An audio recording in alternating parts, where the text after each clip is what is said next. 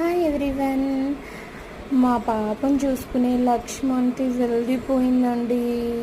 అయ్యయ్యో, పాపం ఐర తల్లికి అమ్మంటే ఎంత ఇష్టమో కానీ వెళ్ళిపోయిందని తెలుసుకోలేని వయసు. చెప్తే అంతే ఎటు వెళ్ళిందంటే పోయింది పోయింది అని ఉంటుంది. పాపం అనిపిస్తుంది తనను చూస్తుంటే. ఎంతైనా ఇంట్లో పేరెంట్స్ ఇద్దరు ఉన్నప్పుడు ఎవరి వర్క్ వాళ్ళు చేసుకుంటూ ఉంటే పిల్లలకి ఎంత కోపం వస్తుంది కదా. తన బాధ అదే, వీళ్ళిద్దరు ఎప్పుడు బిజీగా ఉంటారని చెప్పి ఫీల్ అవుతూ ఉంటుంది, అంతే ఏడుస్తూ ఉంటుంది.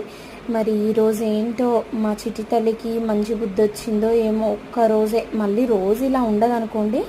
ఒక గంట సేపు పక్కన కూర్చొని వర్క్ చేసుకుంటున్నా కూడా అమ్మ అని కూడా రాలేదు. ఆ దేవుడే హెల్ప్ చేశాడో ఏమో.